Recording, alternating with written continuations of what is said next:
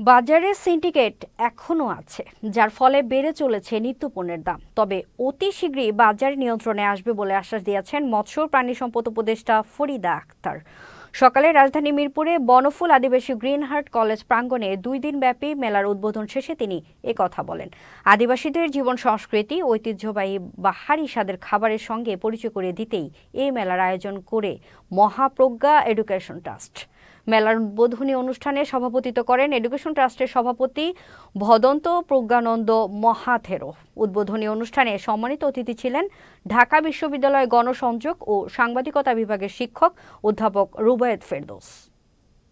Syndicate এখনো আছে বাজারে, সিন্ডিকেট যে কারণে উৎপাদনকারীও টাকাটা পায় না, আবার ভোক্তা বেশি দামে খেতে হয়, কিন্তু মাঝখানে হাত বদলের মাধ্যমে যে দামটা বাড়ে সেই দামটা কিন্তু এখনো বাড়ছে।